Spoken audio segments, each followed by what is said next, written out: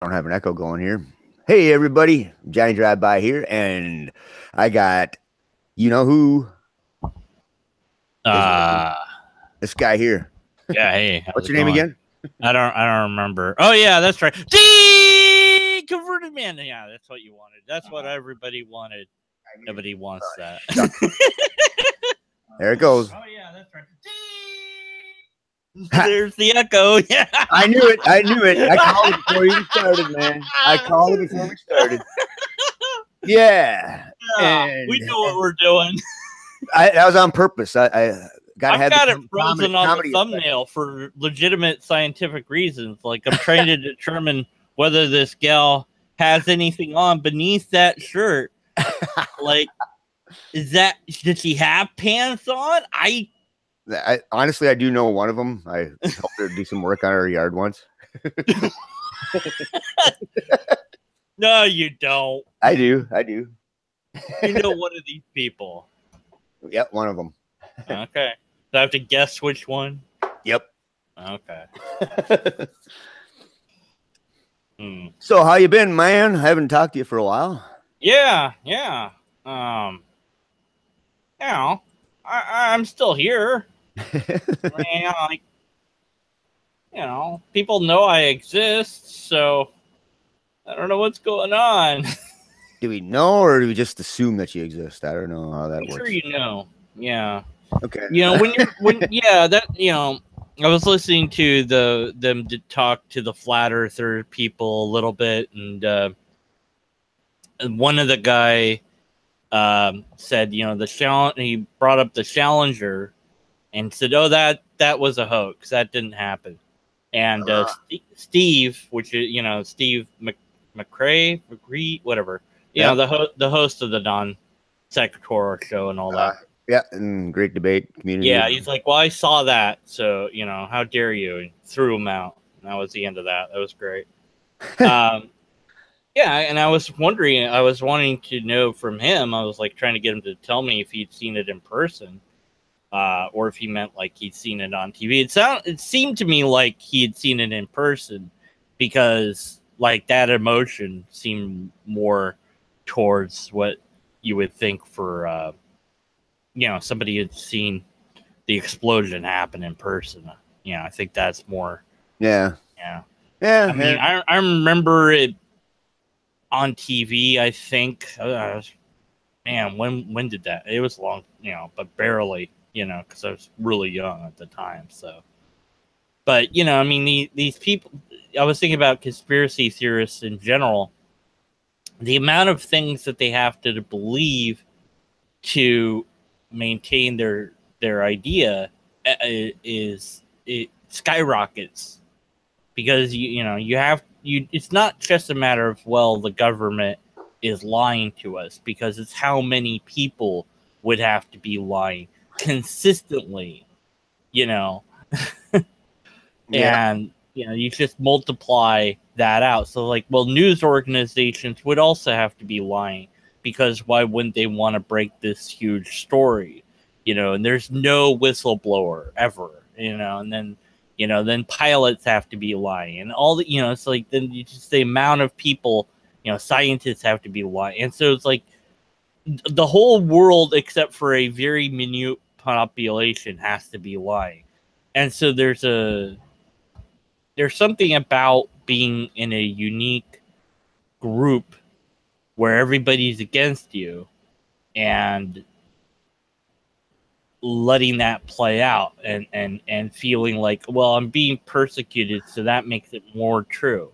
And that kind of gets to apologetics too, doesn't it? Sort of, you're being persecuted, and they're trying to disprove us with all these facts or whatever.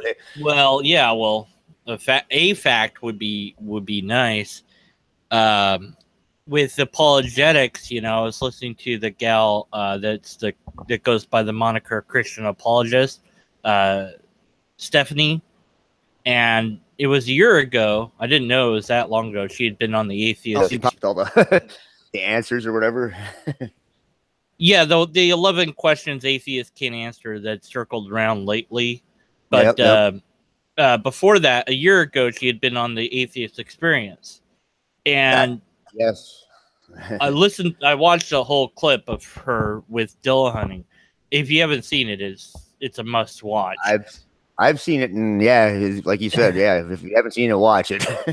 Yeah, it's a complete meltdown of just first she can't even admit that she's wrong about the whole Iron Chariot thing. Like that shouldn't even have been a thing. Like, yeah, I was wrong about that. Let's move on. You know, who cares? Because it's not, you know, it's not relevant to the topic. Then you have this extraordinarily loaded question of how do you why did the disciples get out of hiding? I love his answer. Maybe they were hungry. That was brilliant. That is brilliant. It's like, yeah, maybe they ran out of food, so they had to come out of hiding. That's like or yeah, maybe they didn't want to pee inside their cave or whatever. Occam's razor, is that? Yeah, exactly. The easiest explanation is it's not the true one. It's just that's the easiest explanation. Yeah.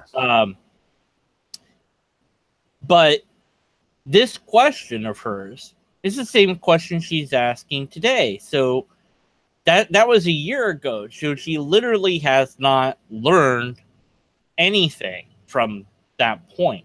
No. So I'd say not. Yeah, because I mean, I talked to her about miracles in great length and trying to get some sort of methodology of identifying them or testing them or knowing how they're a miracle in the first place. And she commented about the Mary miracles and she's got a bunch of those listed on her little blog. And none of them are impressive at all. They're just non-event stories, that you would expect. And the one that she was referring that she thought was scientific was there's this like painting or statue, whatever the bleep it is. Seems like it's a painting. They spilled some acid on it one time and it didn't hurt it. And then there was an explosion nearby and that didn't hurt it. And I'm like, great. So let's go at it with a sledgehammer. Let's see if I can hurt it with that. See, because you're coming up with this acclaim. It seems like it's indestructible. And that's on the blog. Okay, well, 2 events, even if they're completely confirmed, which they're not, there's no thing that confirms that those events even took place, not linked, not mentioned in the end, nothing like that. So even if you were to absolutely confirm that these events happened, 2 events is not anywhere close to the scientific method, Yeah, exactly. So for her to, pass that off to me as if that was a scientific miracle, is really, quite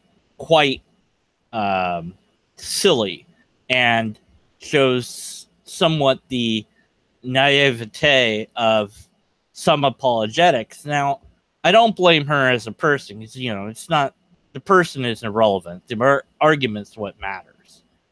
I can only try to put myself in her shoes because I was in her shoes. Well, I know part of her story where she claims that she had a spiritual experience or whatever, and I believe her that she had one. That's yeah. I mean, sure, of course. I've had weird things too. She wanted to hear one of my stories. I told her one during the hangout or whatever. And the thing is, with all the stories is, if I say, okay, so I prayed to God and I thought, for whatever, and then I woke up and then the thing is there, yay. Okay, well, okay, there you go. You have a story. But then if you pray to God, nothing happens. You don't have a story, so you don't tell people about it not working. So what happens is you only get the hits. You never report the misses. Exactly. You pay attention to things that are meaningful to you. Yeah, like let's say you're driving along and you feel like you should turn left.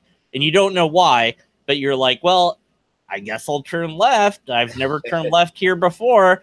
and you turn left and you go, well, that was silly. I'll turn right and get back to the road. And then as you get back to the road, there's this accident. If I hadn't turned left, I would have been involved, maybe. Oh, so my intuition saved me. Yay. Well, no, it didn't. But with that logic, isn't every second of that we're still alive a miracle then? yeah. Well, exactly, right. And I'd gotten into kind of a talk about intuition and with a guy that was an atheist, but he wasn't, it was like you're making intuition into this like supernatural phenomenon where it's like, well, I know if somebody is bad. I'm like, no, you don't. You can't know that. You can suspect that they're bad, but let's say that they're bad and you don't associate with them. Okay, you don't lose anything. If they're good, you think they're bad, you don't associate with them. There's other people out there, so you still really don't lose that much. So going with your intuition, quote unquote, yeah, it's going to work 50% of the time, but, so is actually getting to know the person and whatever. It was like, well, there is something to the gut reaction that we have. But, it's very, you could construct a scientific theorem to study it or whatever. But to make it into the sort of thing that he was making it into goes too far. It's like, well, does that mean we don't trust our intuition? I don't know. Look, if it's right 50% of the time, you don't lose much by turning left. You don't lose that much by not associating with the person that you think is bad. But at the same time, you don't gain anything either. Maybe turning left leads you into the accident. Maybe not, avoiding the person makes it so that you miss out on the huge business opportunity or whatever. So, it's a gamble. If I may interject, I like to, when it comes to intuition, we all have a brain that can, and we're aware of our surroundings and we can read things, but we don't actually consciously alert ourselves. Our subconscious kind of tells us, and we can, I suppose, correlate or mix up and conflate all these feelings or whatever to something like that. And right. And like I said, there is something to it. I'm not trying to just throw it out of the window because it's obviously good enough to help us to survive. The question is, how good is it? Would be one I would want to see studies on. I'm sure they've done some studies, but the guy was just like, no, I've always used it my entire life and it never fails. It was like, everything you're saying is completely nonsense. Come on. But yeah, well, going back to Christine. So, I was a Christian for a long, long time, until I was, from 8 to 32. So, however long that is. That's a while. It's a while, I don't know. I can't math, so somebody not an eon, but it's a while. Yeah, no, it's not. Yeah, and the sort of apologetics, when you get into it, you just learn the arguments and you learn, you're told things and you just believe them. You don't look, it's a script. Yeah, it's a script. So, you don't bother looking into it, or if you do, you go, well, we already answered that, and it's like. But then for me, of course, it was different because I was interested in actually learning what reality was. I wasn't interested in just, saying these things, although I thought that they were wonderful before I learned logic. And once I learned logic, I was like, these suck.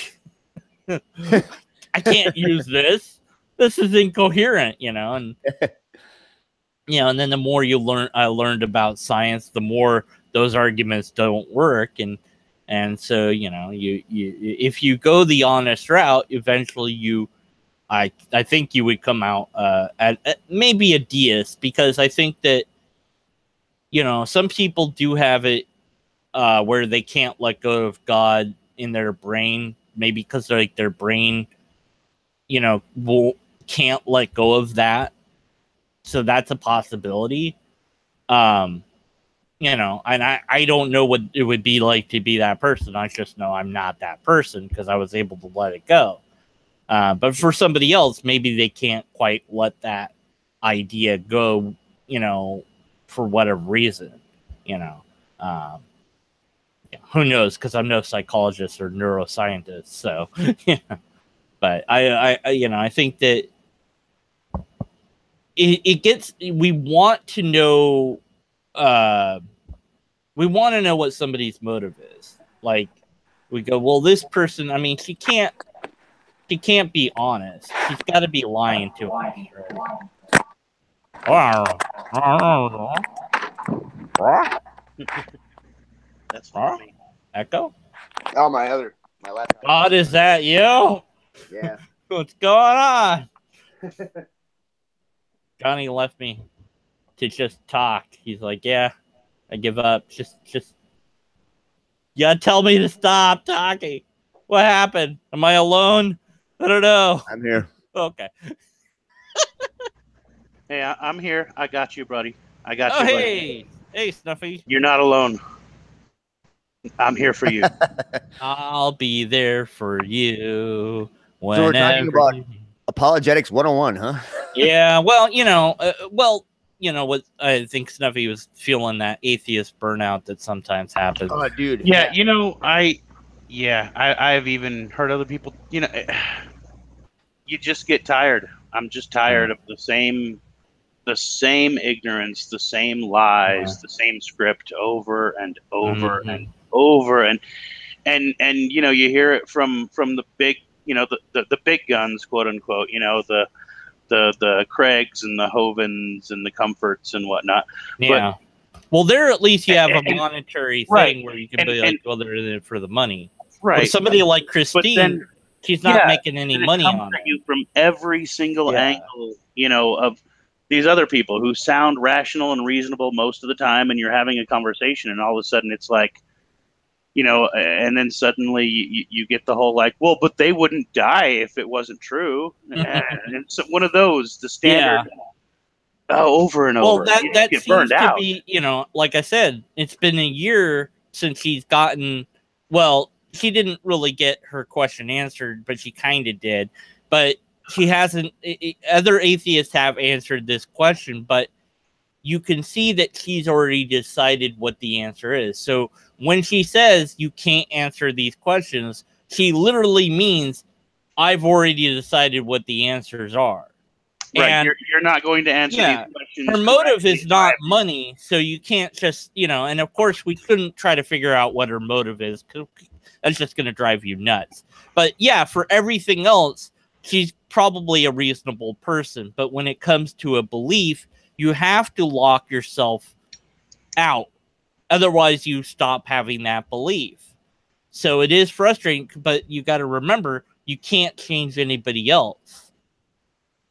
And that's maybe where the frustration comes in, is more, you know, upset that you're sympathizing. Well, it's like when you have a conversation with someone, and regardless of you know, what you say or what points you make, they just either aren't listening or are being completely unreasonable, you know. And it's like, well, at that point, you just want to discontinue the conversation. But the problem is other people are still listening to them. You know, so it's like, well, I don't like the fact that this person is spreading, you know, such an ignorant or incorrect message. But, but there's only so much I can do. Right. Yeah, and you're also, of course, I'm not going to try to silence her or anyone else. No, that's the wrong way to go. Right. Some people, I mean, I'm completely against, you know, the censorship issue. No, you don't silence anyone that disagrees with you. That's stupid. That makes you the bad guy. Yeah. But you know, when people just refuse to be reasonable, I mean, you know, at some point you have to just sort of write them off and say, well, they're just unreasonable, you know? Yeah, of course, you might be worrying yourself out because you're empathizing with the other person. So, you know, that's why I try to mention a lot. We have to separate emotion from logic, because We have to look at the argument and just forget that there's a person involved to some extent. Yes, I mean, yeah. So yeah, I mean that's why the burnout. I'm a very empathetic person. Right. So you know, you're see things from other people's point of view, so it's hard. Right. That line from Ender's Game is that, you know, when you know your enemy, you can't help but love them. Right. Yeah. Exactly. When you actually understand where someone's coming from, it's hard to, you know, see them as an enemy. You just want to try to help them. Well, from their view, they want to help you. You know, so it's kind of like, you know. But when you look at things objectively, you know, I'm trying to be as honest and as possible, as clear as possible, you know, and then have you ever apologists who are just literally tap dancing around words, lying through their teeth, and presenting pseudoscience, or I mean, you know, Kent Hovind's favorite is, I have this science textbook. Yeah, you have a science textbook from 1952. You know, that doesn't mean that is what science means. And well, with that, I think that there's some money to be made. It comes to a point where there's dishonesty involved, and it's and then you get to where, you know, people like we're talking about. I mean, I don't actually know her real name, but the Christian apologist who put this latest round. I think is it Christine or Stephanie? I keep wanting. I don't know. Okay, I keep wanting to call her Christine. I don't know why. That's just my brain says I get the same vibe or feeling as, I mean, you were talking about intuition earlier. I get the same dishonesty in her responses, and it's like, well, like you said, I don't know what her motivations are. Yeah, I mean, it's important to separate it out. Okay, so if I say something that's factually incorrect, but I believe it's true, right? That's not dishonesty. But if you have been corrected and have the opportunity to research it yourself, and but that's assuming that I want to change that position. But okay, well, so does being unwilling to change a position, is that not also dishonesty? Well, it's intellectual dishonesty, perhaps. Yeah, but I think that it's more like it is because of the confirmation bias and all the things that go on inside our brain. It's like, in a way, you could say, well, it's not really their fault, quote unquote. You know, it's like, because they see the information that's against their belief and they'll rationalize it and say, well, you know, this and that and the other, you know, and whatever. I don't know if you've ever gotten into the world of the conspiracy theory, to go back to that a bit, but there was a documentary, Loose Change, about 9/11, the horrible tragedy that and all that. And in there, the guy's showing footage, and it's clearly a plane, but as it's on the screen, he's like, you can see that it's a missile. And I'm like, what? What? You can see it's a plane, you idiots, right there. And he's like, look at this footage again. You can clearly see it's a missile. And it's like, what you're seeing, he's literally seeing something that is not there. Like, he's convinced himself that he's seeing something that isn't there. I'll be honest with you. Maybe a decade ago, I was sort of on board with the whole 9/11 truther thing. Because, well, I mean, that movie Zeitgeist was literally the first thing in my life I had seen that made me actually sort of want to do research into all these things that I had questioned my whole life, but sort of gone along with. You know, like, because I mean, I don't know if you guys have seen it, and I know there's like a second one and a remake or whatever, but but back in 2006 or 8 or whatever, and I was like, well, shit, I actually need to go research, like, you know, if I really care about religion, I need to go actually research. If I really care about the government, I need to go actually do my homework. You know, that was sort of the, even though they made a lot of like, you know, slightly false assertions and stuff. That was the thing that made me start becoming a skeptic. Yeah. I mean, it doesn't matter how you get there as long as you get there, I guess. You know? Yeah. Well, and so the 9/11 thing, like, there were a lot of questions that were unanswered, but going from that to the next step of it's a conspiracy, and I know the answer. Right. Yeah, right. Yeah, no, because it's like, well, okay, it's steel structured buildings and the burning temperature of fuel. Well, you know, I have a chemist buddy of mine, and you know, he explained how thermite works, and the fact that we're talking about a 60, 70-year-old building that's going to have rusted steel pillars. Well, thermite happens when you mix rust with oxygen. Yeah. You know, I mean, there are explanations. It's a lot of force that's going on. Yeah, well, and I'm not going to say all the questions have been answered, because the question is a pushback against the easiest explanation. So usually the simplest. The simplest is usually the most correct. I think I would go with, and the fact that we do know that 2 airplanes hit the damn buildings. We absolutely know that. That happened for a fact, so we start from there. Right, exactly. And so, you know, nowadays, because it's funny, because nowadays the truther thing gets mixed in with all the conspiracies, and it's like, well, yeah, just another one. This is how questions don't get answered. Right, exactly, because they didn't seek out to learn what's true. They sought out to decide what's true. Exactly. And so, if you remember the JFK movie and all that, Magic Bullet and all this, and there was a Quantum Leap episode, of course, Quantum Leap, but because they have a lot of episodes where they'll do something with spiritual mumbo jumbo, and I don't like that, but whatever, But the one they did with I like Scott Bakula. He was a good actor. Yeah, well, I like him in that at any rate. But they did one with the JFK thing, and he leaps into Harvey Oswald, and so they think he's there to expose the conspiracy and all that. And eventually he jumps out and he becomes the guard and tries to save Kennedy. And he finds out in the original timeline that Jackie also had gotten killed, and he winds up saving her. Like, you couldn't save the president, but he could save the first lady. I was like, well, that's an interesting idea. That's a cool twist. Yeah, and it was sad because you think, well, wow, that would have been doubly sad if she'd gone too. But they're like, why do all these people believe it's more than one person? And then the character Al says something like, because if one man can kill the president, what hope is there for any of us? That's dumb.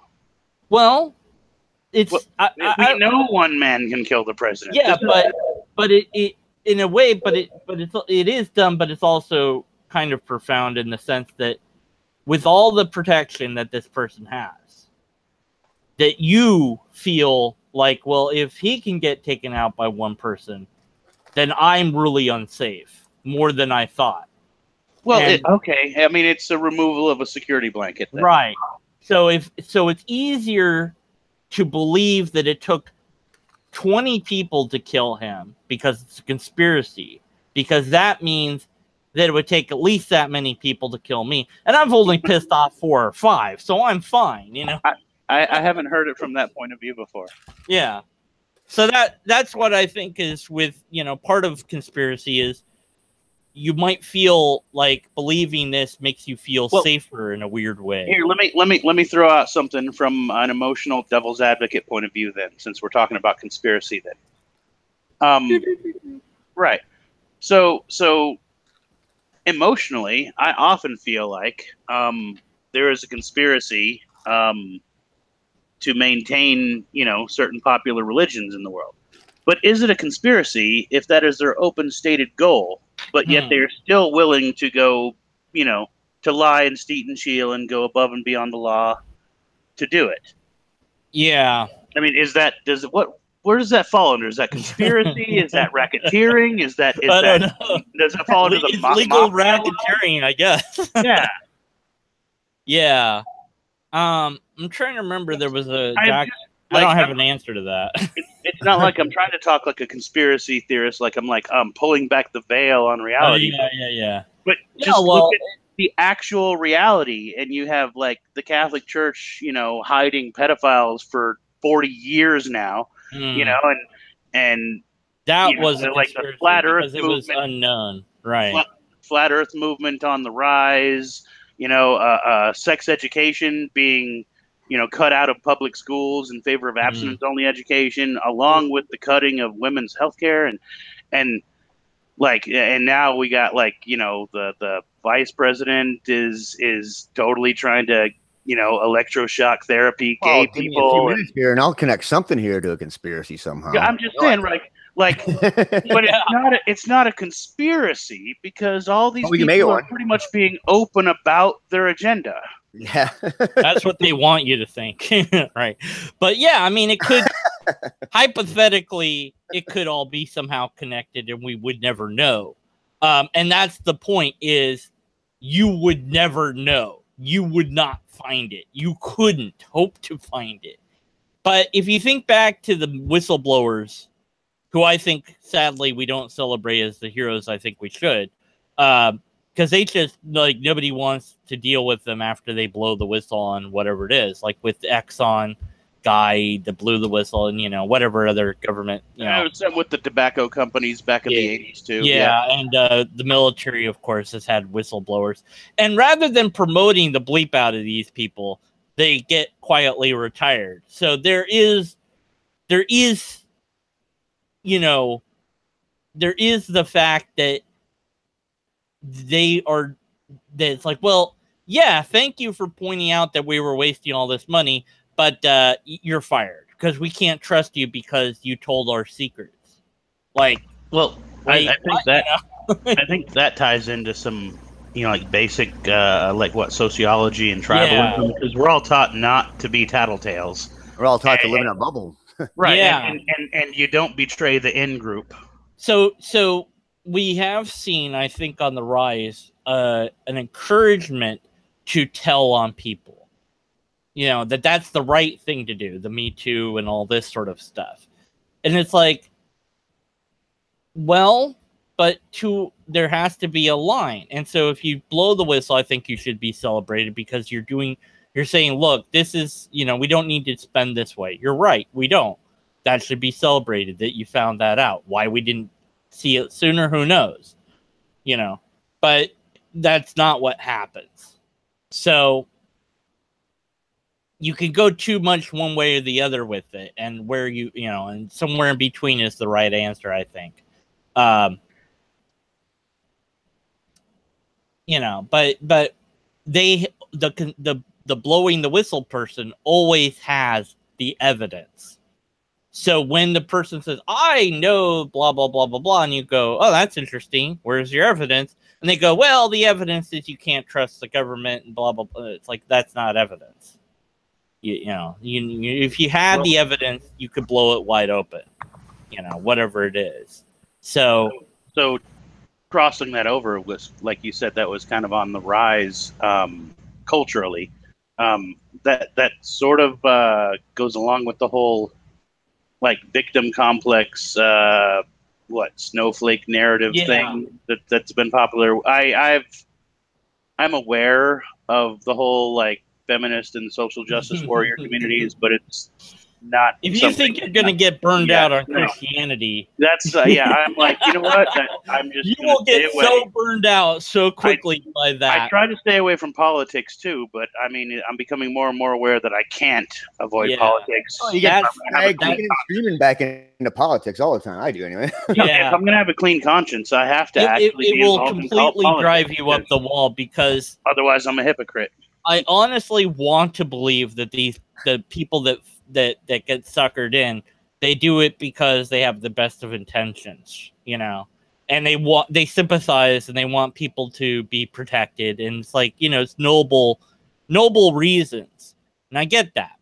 But when you find that the system is full of logical fallacies and that the system that you're utilizing, the goal is never met, then you have to start to question the system, unless you've chosen to believe that the system is fine, and it's actually that the reason that the system isn't working is because the big system that you're fighting against is still around, which is the conspiracy theory, which you then have to believe in to maintain your worldview. And that's usually what's going on with the feminist SJW types that are hurting things. I'm sure that there's those out there that are making things slightly better, but you don't hear about those. You hear about the ones that are hurting. That seems to be like a typical response that everyone is using nowadays. It seems funny because you listen to one person, they say, oh, well, as we all know, the media is controlled by the liberal agenda.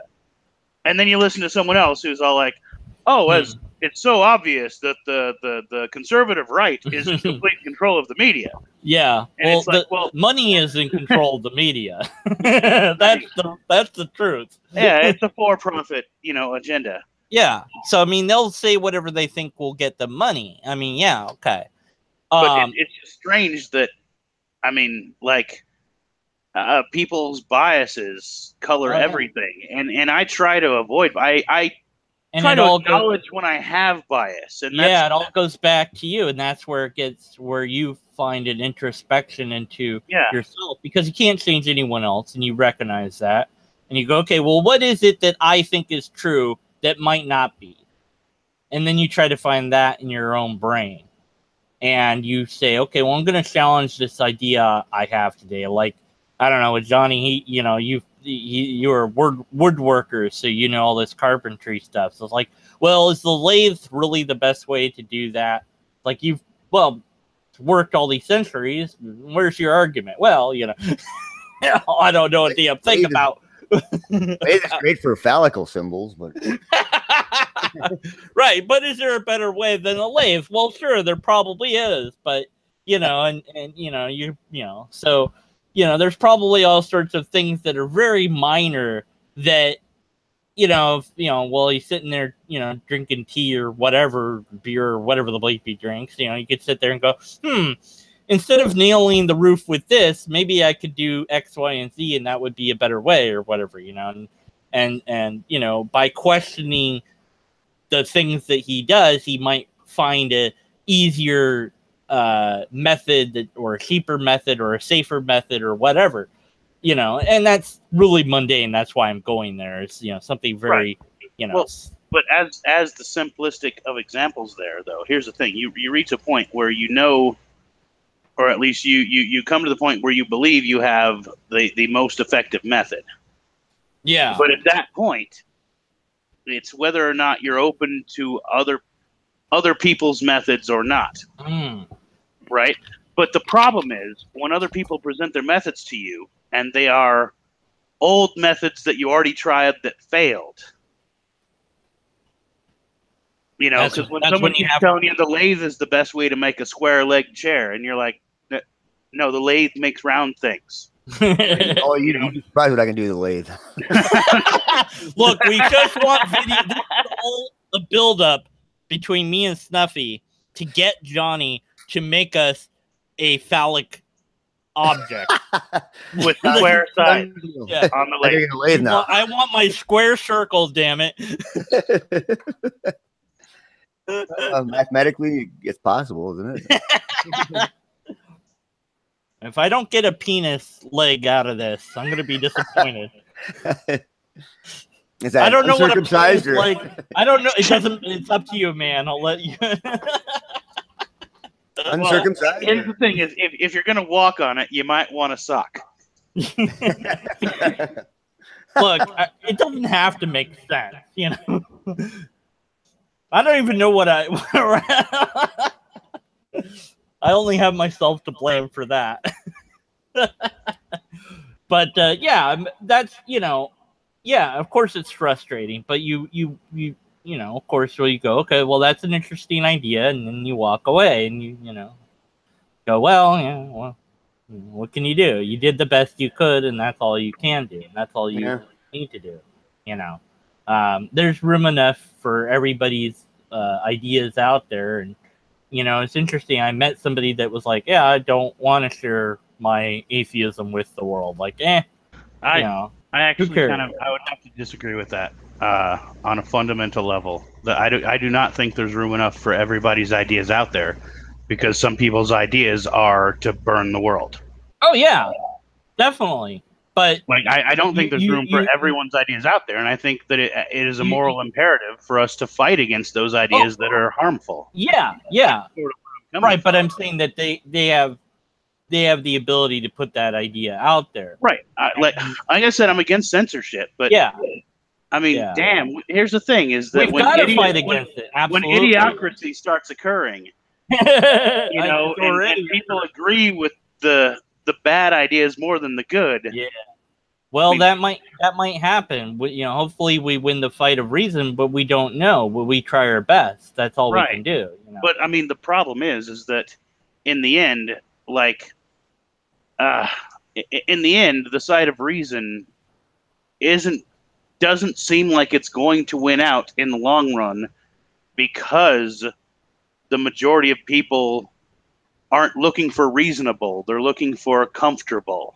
Yeah, I think I found out my new label, anti-idiocrat. That's going to be my new label. I thought it was going to be Johnny Lathe. No, it's going to be well, there too. Anti-idiocrat can cover that too. It's all encompassing. Look, it's all about the lathe now. That's the new thing. That's your meme. I've saddled you with it. You're going to have a picture of you riding a lathe. What does that even mean? I don't know. It's just like a picture of you getting spun around by a lathe. That sounds painful. I don't know. It could be your thing. You never know until you try. Have you tried it? No. No, you know what? Here's the thing. There's a mantra of stick your dick in it that I will never try. No. Oh, man. Oh, yeah. I was seeing this. Stick your dick in it. No. Gives a new meaning to power tools.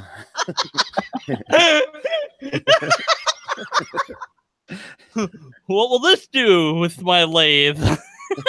It's good for making balls, so let's find out. Unairable. Don't air this. This will get everybody demonetized. Would you care for a salad bowl anyway? The chips did fly. You're at the, but then you have a great story. You're at the ER, like, what happened? Well, I was demonstrating. Where do I start? We started talking about this in the hangout. It seemed like a good idea. So, look, I had a lathe, and I thought to myself, can I have sex with that? The answer apparently is no. All right, define sex. Well, it's whatever I couldn't do with the lathe.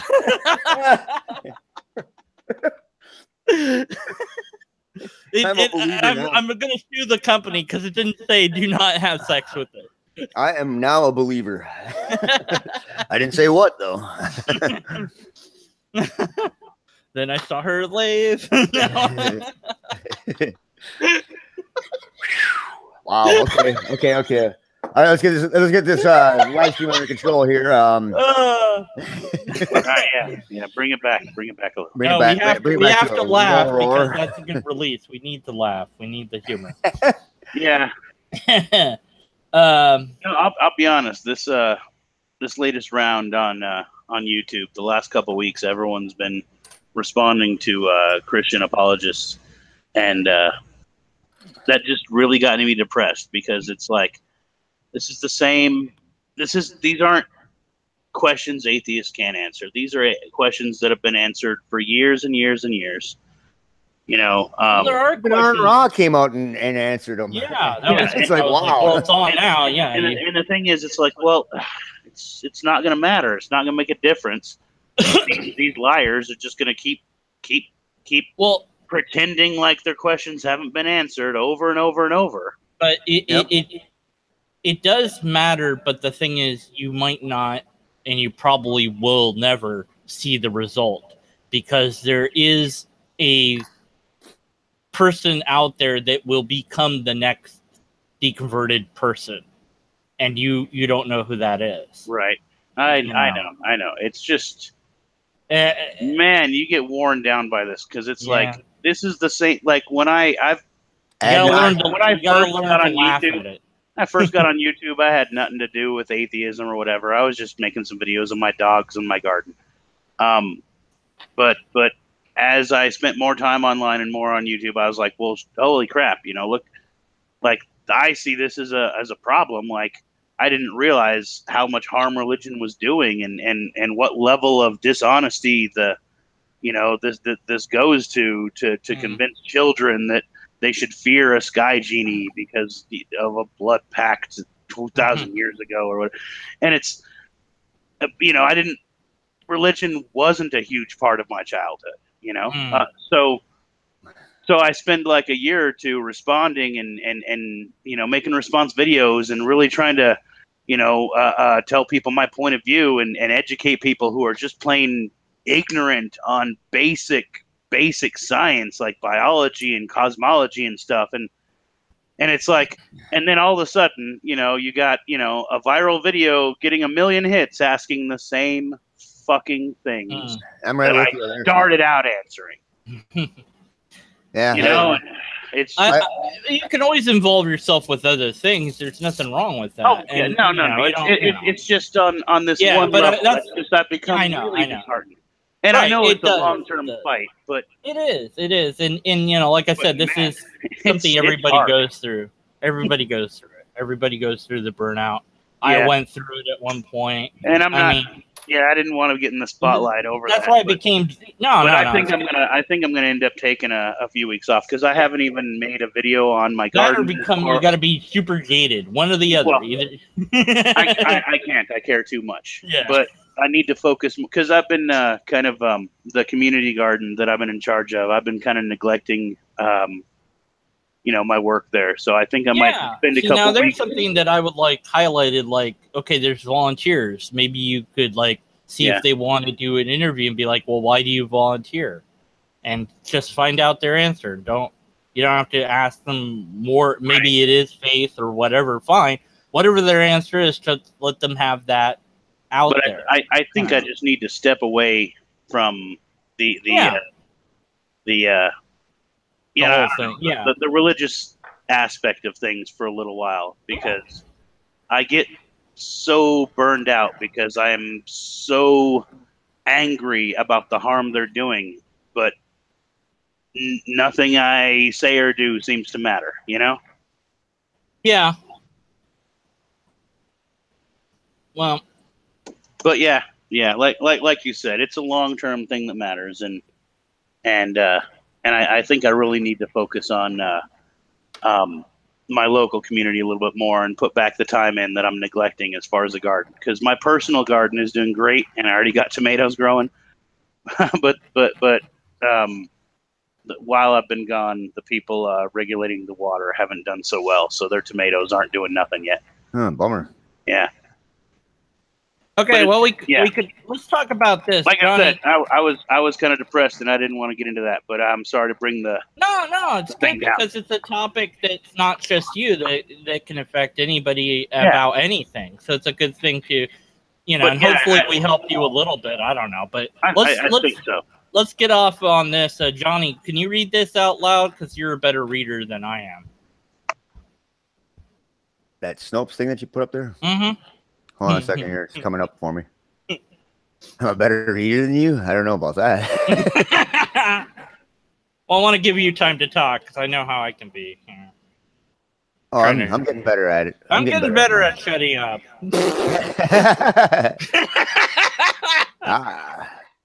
Okay. You want me to read the whole thing here? Oh, it's just, the highlight.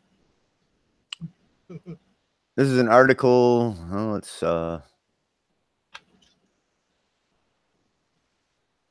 about a woman in the central Colombian town of Honda who visited a local clinic complaining of abdominal pain.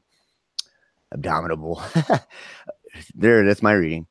Upon examination, doctors discovered that an ill-advised contraceptive attempt had led the woman to use a potato as a form of barrier birth control, and that the potato had since sprouted roots.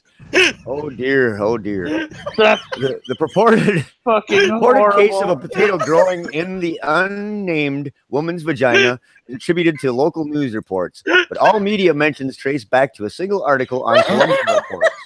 Most notable is the story's exact resemblance to a decades-old urban legend regarding the use of potatoes as contraceptives among rural women due to insufficient sex education. Okay, that's very interesting. Let's discuss this. Why? That's like the first thing that comes to my mind. Why? Why would you do this? How? How would you do this? And then, wouldn't you think to take it out, like, when you're done? Yeah, like when the potato didn't come back out. At what point do you realize that this is a bad idea? I can understand up to that point. Like, just if you were completely ignorant, but had a little bit of basic, like, information. Yeah. And we're talked into something dumb. But I mean, who hasn't? Let's be honest. Who hasn't thought about doing that? Well, I haven't before now. I don't have a vagina, so. But if you did, maybe, I don't know. I don't know. The farthest I've ever proposed was Saran wrap. Well, honey, I guess this will work. But that last question, though, is that when the potato didn't come back out, what did you think? Like, well, I guess I'll have French fries later.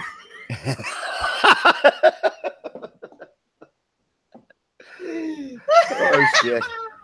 Yeah, good times. Yeah, somebody posted this on Facebook and I was just like, yeah, okay. I have to admit, it's interesting. I was just one of those where you're just shrugging your shoulders like, well, somebody did that. Well, as with like most problems, it seems to come down to lack of education. So. But, it's amusing.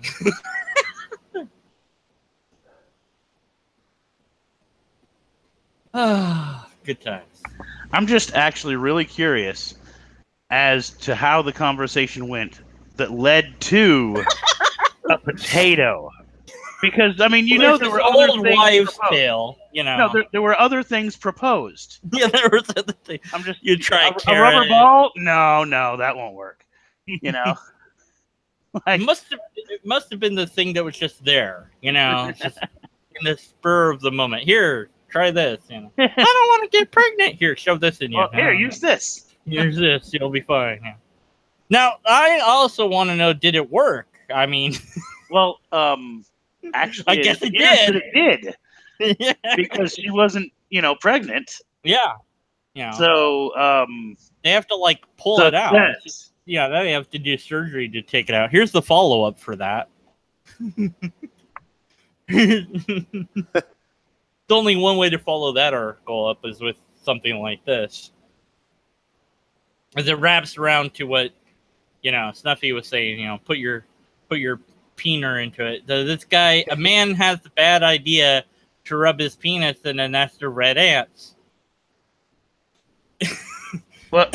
So in the city of Ranong in Thailand, a young man wanted to imitate Jackass and launched a challenge to resist the stinging red ant bites. So on the road, he undresses, kept only his underpants, and then they rub a branch that's freshly cut where there's a red ants on his penis. The man cried out in pain immediately as the numerous bites of the little insect happened. Well known in the Philippines and Thailand, this breed of ants has the distinction of leaving a sharp ping after you dive. After you dive? What? However, these edgy, highly fruit. They're eaten as an appetizer, and whatever the word is for what they call the ant food when they make them into ants. But yeah, so he didn't use the right lathe. Yes, bring it back around to the lathe. There you go. Should have used the lathe. So maybe if we can get him and the gal together, maybe the ants will eat the potato and everything will work out. Oh dear. It's like, you remember that song, if you guys ever did that as kids, the lady that swallowed a fly, and she swallowed a spider to catch the fly. I don't know why she swallowed the fly. Yeah. I guess she'll die. Dude, stop eating stuff. How about that? I'm like, how did you... I think she gets to a horse, and already you're starting to wonder how she's doing it. And she explodes. Like, wait a minute. Yeah. No, she gets to a cat. And I'm like, how did you swallow a cat to catch the rat? So what's the rat going? I'd have to look. You can unhinge your jaw. That's what it is. Now, that would be an interesting thing. How do songs like this circulate so well? These are memes, in a way. They're old memes that we kind of like, like Me and My Shadow. Do you know that song? Right. Or, stuff like that. Or She'll Be Coming Around the Mountain or whatever. But, no one actually thinks there was an old woman who swallowed a cat. That's interesting. How do we... Yeah. Is it because it's a song that we know it's not true? Well, I mean, where is the line between, Mother Goose and religion? Because they're both telling similarly unbelievable stories. That's why I believed the Bible was fiction from the first day I read it, because by the age of 13, I was already a bookworm and had been reading, fantasy novels for 3 or 4 years. Yeah. So when I read that, I was like, "Knowledge is power." The Bible is no different than the Greek myths or Hercules or the Chronicles of Narnia or Harry Potter. That talking animals, magic spells, demonic beings. Yeah. Now, I was saying, that in our quest to find meaning or value, that we shouldn't let other people, except for the statement that I'm about to utter, tell you what to do. See, because I just told you not to let anybody tell you what to do, so I am telling you what to do. But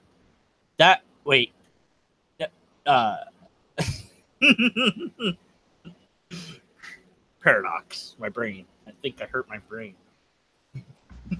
Yeah, that's normal. Yeah, I blame something. Anyway, so Johnny, what's up? I'm out of good ideas now. Do you have any horrible ideas? Nothing. No, he dipped out, and he's relying on us to carry his show. Oh God. Well, he knows how that's gonna go. Oh God, are you gonna say the N-word like 100 times again? Nincompoop. Ninja. You can't say that, my ninja. What's up, my ninja? Yeah, No, that's so many subjects. So little time. Did you know this Jade person? I don't know them at all. I don't know any people. Oh, okay. They had recently shuffled off the mortal coil, and I was like, well, if I knew them, then making a video about it would make sense. But I was like, well, I don't know them, so a famous person. Well, no, they weren't famous. They were known in the great debate community pretty well, apparently. I mean, obviously, I didn't know them, but that doesn't mean diddly or squat. But yeah, a lot of people did know them, and they were pretty sad about it. It sucks when just about anyone dies. Yeah. It's like, well, what do you do? What can you say? It's like really not that much. Well, here's the thing: is that knowing that a person exists who I didn't know about before, who recently died in a community that I'm a part of, means that I will go look them up and carry on their memory even further. Yeah. Yeah, like learn something. I was thinking about doing a video where I would look and find things where they had said stuff, because I think they only participated in Hangouts. I don't know for sure. Right. So I don't know if they have their own videos or not. But, you know, to take different things that they had said and like put it in one video.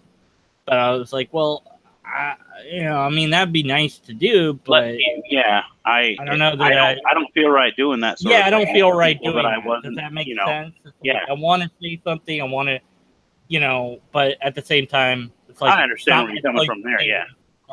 So it's kind of weird. It's like, you know, like, well, when Hawkins went off, you know, I said my thing about that because it really, you know, I mean, I knew it was funny because I was thinking about, you know, like famous people going away and whatever, and I'm like, you know, we knew it was only a matter of time, but at the same time, it doesn't change the fact that it's. Well, everybody dies. That's part of life. Yeah. Like, if nobody died, life wouldn't have the meaning it has. It'd have a different meaning. It would. Yeah. But it would not be the precious commodity that we see it as, the precious thing that we cherish. Have you been? I don't know if you watch a lot of things. Do you watch the Westworld? I've seen a couple episodes, and I watched the original movie back in the day. Yeah, I haven't watched the movie yet at all. My brother's just said, yeah, it's not even comparable to the series. Right. It's way better. But yeah, I mean, they're, you know, doing the whole the artificial intelligence, like they have these backups, so when they die, they just get backed up. And one of the things they do is they blow up the backups. So it's like they just made themselves mortal. And it's like, so you're now more human than you were before. But although they're not really trying to be human, they're trying to be whatever they are. But yeah, so it's really like, well, there's the question of artificial intelligence is that's the thing, because that's where you start actually questioning what mortality is and what intelligence and sentience are. Yeah. It's like, okay, so you make a copy of yourself. It's like, oh, that's nice, you know, that'll still be around, but it's not me, you know. Right. Right. Well, okay, so you know, so you get into that whole, you know, a digital copy of myself, right? Yeah. And like when I die, that digital copy is activated. Right. That digital copy might be exactly me at that moment in time. Even, I mean, let's even go with the Star Trek transporter thing. Yeah. Oh yeah. They're dead. Right. Well, here's the thing: the way the transporter supposedly works in Star Trek, yes, you die and a copy of you is made. Like, and technically, from an outside perspective, there's no difference. But from an internal perspective, you have ended. Yeah. Well, in that, of course, in Star Trek, you're not dying. You're maintaining consciousness, even though you're being disassembled and reassembled. So. That's not. I know that's not how it would really work. Okay. But moving on from that, though, the actual concept of, well, if they have transporter technology, that means they actually and they've even talked about their food making. They have matter replication technology, right? Right. So why don't they have an armada piloted by Captain Kirk's? They have human replication technology. Then the question comes in, well, if you make a copy of me and that other me are still not the same person, and from that moment that the copy is made, our experiences diverge. Yeah, because I mean, they're seeing the room from one side and you're seeing it from the other. Exactly, from the very second that happens. Yeah. You are now different. The other thing I was thinking about, because I was thinking about that movie, The Prestige. Have you seen that? Right, with Batman and Wolverine. Yeah. I love it. It's a great movie. But it's Alfred like, okay. is in it too. Come on, it's a real movie. It's real. Yeah. Well, okay, so if you were the copy, would you want to know that you're the copy? Or would you want to not know? Like, you don't know, like, coming out. Like, which one? I want Like, to have like a quantum conscience. Well, no, you are the copy. But let's just say you're staring at each other from across the room. Yeah. An event just happened. Yeah. I don't think it would matter. Well, no, but I mean, well, at the second the event happens, like the very split instant it happens. But one of you isn't the copy. That's what I'm saying. But there is no copy at that point. Well, okay. Because they're at the other side of the room, so we know that they're the copy. But that is a fully formed individual. Yeah, I know that, but I'm still saying, you would recognize immediately that you are that copy, unless you set it up so that you wouldn't know. And that's what I'm asking is, would you want to know? I think I'd want to know. Yeah, well, I don't know. I don't think I'm always it would in favor of knowledge. Yeah, like, well, would it matter? I don't know, but I'd want to know so that if it did matter, I would know. At least I would know, you know. Well, and here's the thing. Not knowing that you're the copy would only lead to continuation of the same mistakes, which is sort of what was portrayed in the movie. Right, exactly. The whole point is that you don't know. He drowns himself over and over again because he doesn't know. He doesn't acknowledge. Nobody cares who's in the box. Yeah. Well, he could be the one that winds up in the box too. Which was the part that was just weird because he was trying to repent for what he had done. By the way, spoilers for the movie. Yeah. I came here to talk about religion. It's been out for 10 years. This movie.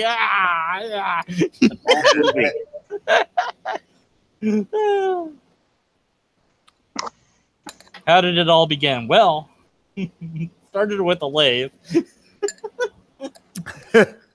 That's the new Bible we should write. No, I was leading to a point. Hold on. Yeah, no, go ahead. Sorry. But no, yeah, the because we were talking about if you make a copy of yourself, you know, first of all, is that you, and second of all, is that an individual in its own right? Yes. Because we are scientifically we're like right on the verge of cloning. You know, so yeah, but they're aware of themselves just like I'm aware of myself. But that's the whole me thing. I'm still not that them. I'm still me. Right. So, you know, it's like you know, just I said I would rather be like the quant, so I have two consciences. I'd be able to be in both places at once, like quantumly or whatever you want to call it. Yeah. Like, what if you met your younger self or whatever? What would that be like? If you're aware of both places.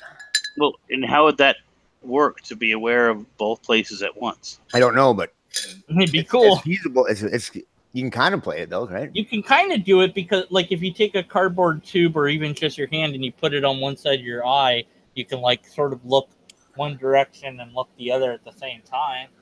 That's not quite the same, would it be? Maybe. You close one eye and the other eye, or no, I don't. There's that thing like that, where you go through. My brother and I have been joking about this because it's like if you walk into another room, you forget why the bleep you went, and there's this like it's actually been studied when you go through a door. Like, it resets your brain because your brain now has to take in a whole new environment. And so whatever the little thing was that you were trying to go get, you're liable to forget that because your brain's like mapping this new thing. So it's like every time it's like, oh, I went in another room. That's why I forgot the dang thing.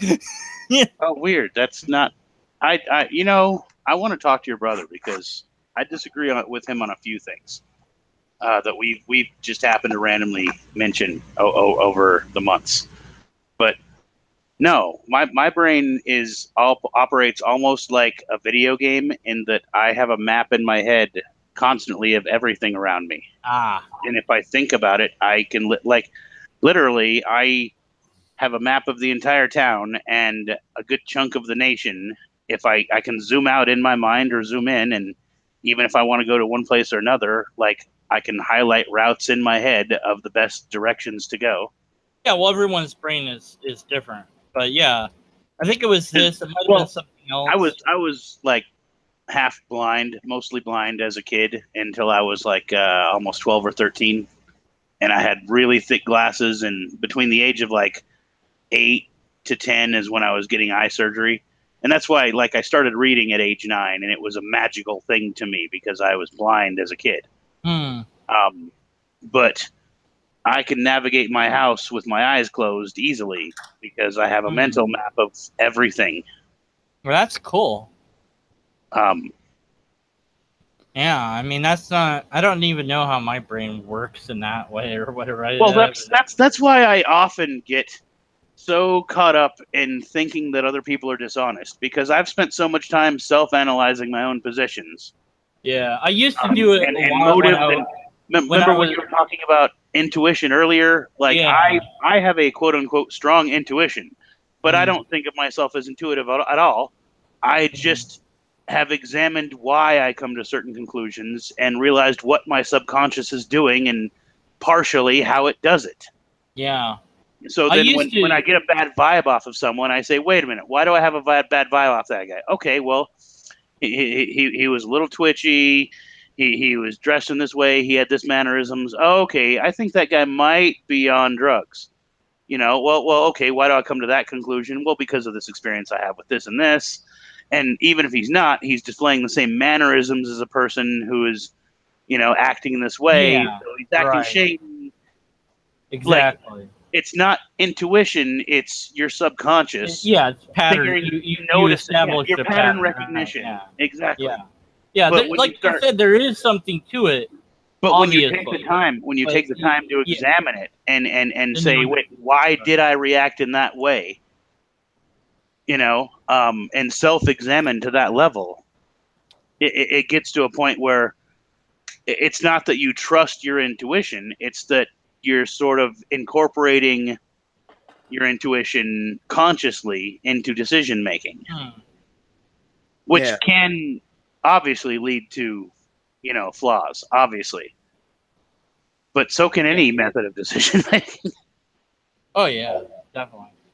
Well, I'm always right, like 90 million% of the time. So I don't know. See, that's better than me because I acknowledge I'm only right about 97% of the time.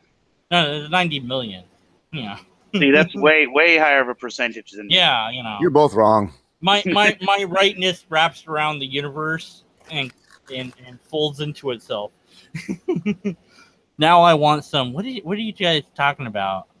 You're having a whole different talk in the chat than we are right now out loud.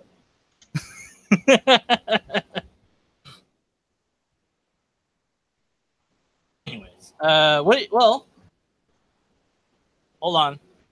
Hey, you. Hey, what? You want to chat with Snuffy? Yeah. Maybe later.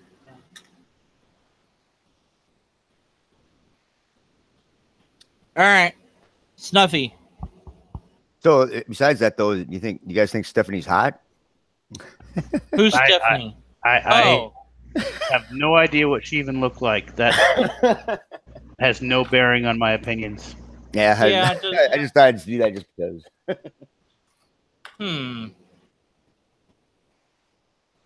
I don't want to try to present myself as like superhuman because I am still a man, but for the most part, I've kind of moved beyond being sucked in by a pretty face.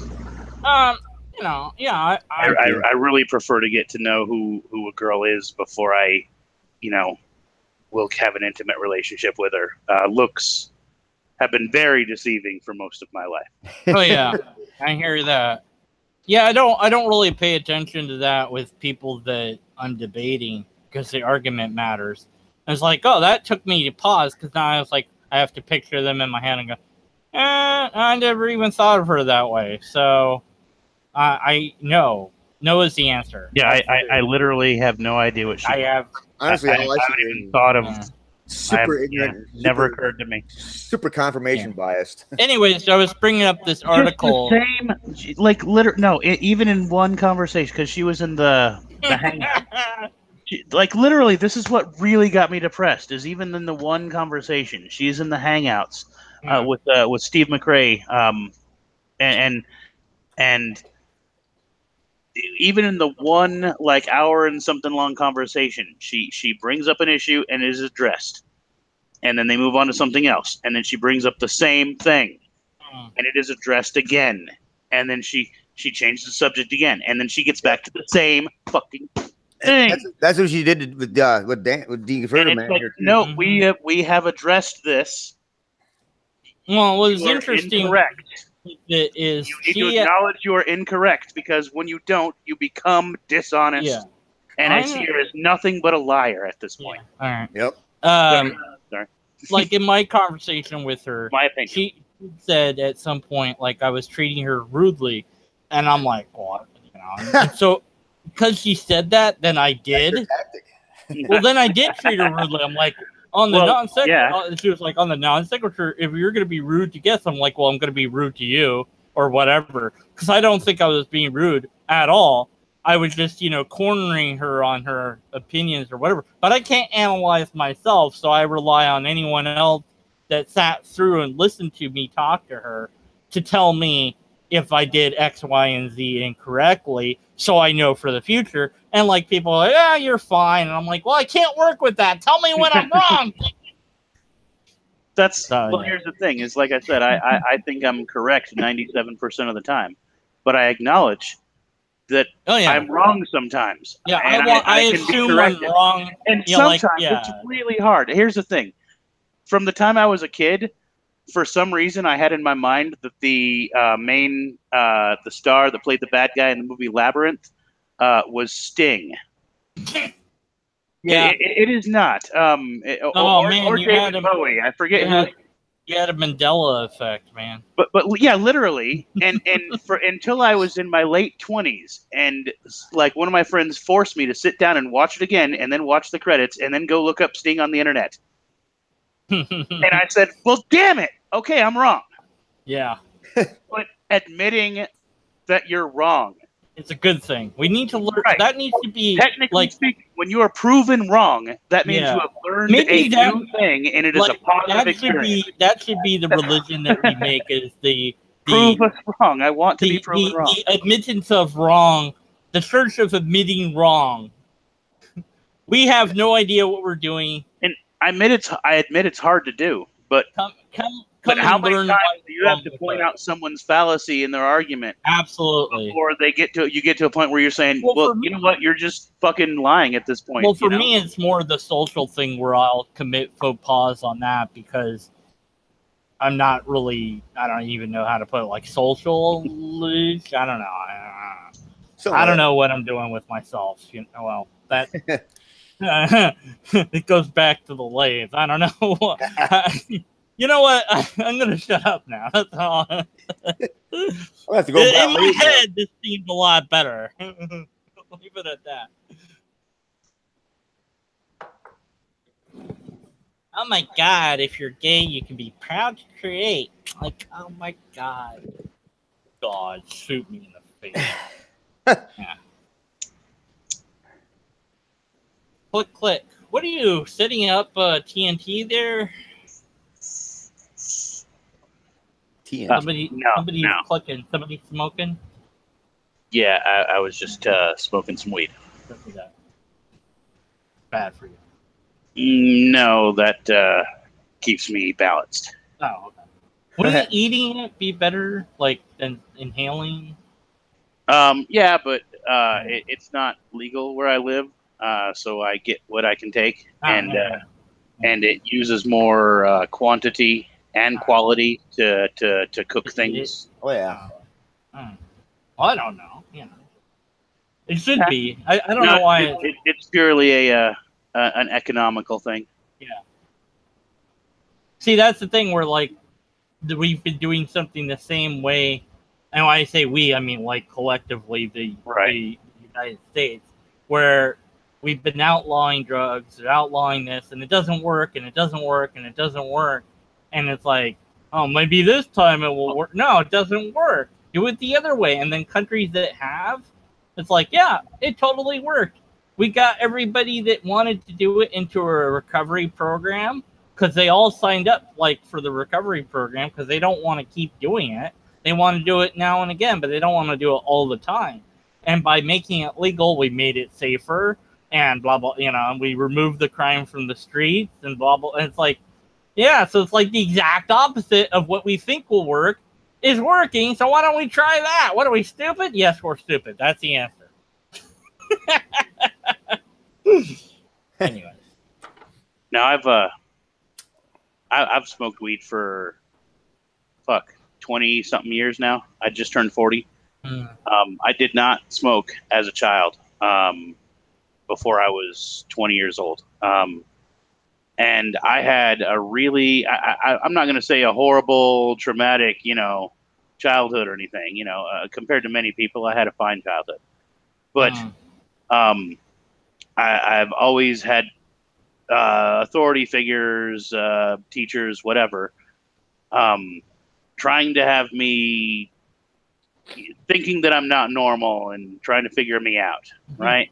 Yeah. So as a kid, I had to talk to counselors a lot and got all kinds of weird diagnoses like, the ADD and bipolar and whatnot. What it really comes down to is that I just can't ever turn my mind off. I have insomnia a lot of the time. I have trouble falling asleep because I have a hard time not thinking. If I'm not, I watch movies, I watch documentaries, I play video games, I read novels. Yeah. Anytime I'm awake, I'm trying to absorb information or involve my brain. I'm the same way. Even my hobbies nowadays are involving learning because I've taught myself how to garden. I've taught myself how to grow stuff. I'm a decent carpenter. I know plumbing. I know a little bit about electricity and wiring, but electricity scares me. But have you watched Electro Boom at all? No. Oh, that guy's funny. What I was getting to though is that through that annoying process when as a child everyone kept trying to put me on Ritalin or whatever, I also had to deal with a lot of brain altering drugs and actually got into using various drugs in my my early 20s and late 20s and whatnot. But what it comes down to is that my brain works the way it works, and I tend to be in overdrive mode most of the time. So I smoke weed to slow myself down and focus. And that's how I actually accomplish things because when I'm sober, I'm freaking out in panic mode constantly and can't actually get things done or socialize or, operate in a calm environment. But when I smoke weed, I calm down, I slow down, and I can actually focus on things. I can stop to enjoy my work and do it properly instead of trying to rush on to the next thing constantly. Yeah. It creates that right chemical balance in your brain or whatever that makes you function the way that you feel comfortable or whatever. Yeah, exactly. I get it. Yeah. But on the other hand, I went at things a completely wrong way because we don't have a good healthcare system. We don't have a good mental healthcare system. And the general view on drugs is totally weirdly skewed because I not only have gone through so many weird misdiagnoses that led to me being put on things like Prozac that made me feel like a zombie, and Ritalin, which is basically just fucking speed. Yeah. Which is insane. Why would they give that to children? Sugar and caffeine is bad enough.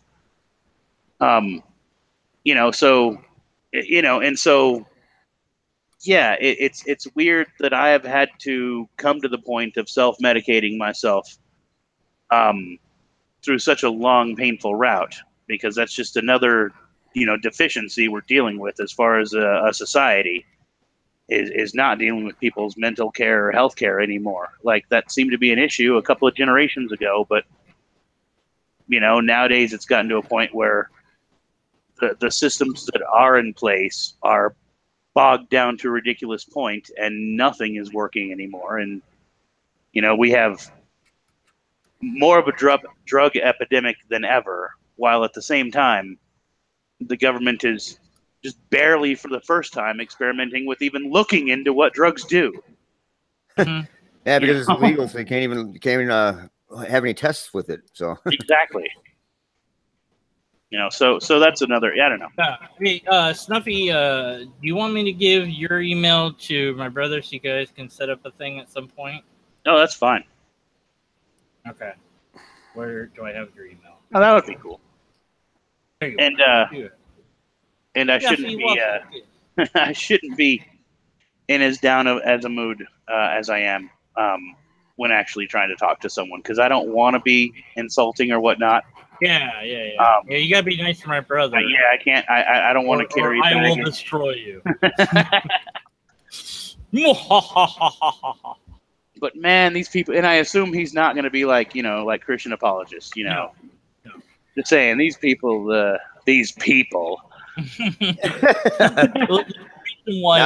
that certain level. He and I agree that his title of reasonable theist certainly fits. And I've only met one other person that ever was even close, so I'm very, very proud of him and stuff. So of course I can't say that because I gotta insult my brother. I can't. And I can't let my brother know how much I love him. But anyways, I'm just saying. I think that would be really good for me to maybe talk to a theist who's not going to just lie and just fall back on the same old ignorant arguments. Yeah. Okay, hey, Johnny, this was great. Thanks for doing this. I'm gonna leave one link here for us to check out. Can you put links in the thing? Like, you can't play them in Hangouts, can you? That would be cool if you could. I guess I don't know if you can. Whatever. I'll leave you with this. That's all I got. My brain is gone now. I gotta eat. I'm hungry. So you guys keep going if you want. Now, if you're taking, I got some things. I'm this is a good place to end it because I gotta go cook dinner. All right, everybody, watch this link that I put because it's relevant to our video discussion. All right. Take it easy. I see. Well, thanks, guys. I see. Take it easy, Johnny and Snuffy. Thanks for doing this, whatever this was. Remember to be a lobster, and unless and until you have skeptic, be conclusion of the logic. Wait. What? I'm gonna all hit right, cool. Hit the button. Thanks to both of you. I needed this. Here's to the online community that we're all trying to help build, because sometimes we need it to fall back on. I like the support. Thank you. Hey, we love you, Snuffy Wafflekish. Yes, we do. Good night, you can't say his name without smiling. All right. I'm out of here. Yeah, me too. Goodbye. Bye. Goodbye. Thanks for stopping in. I'm gonna hit the button.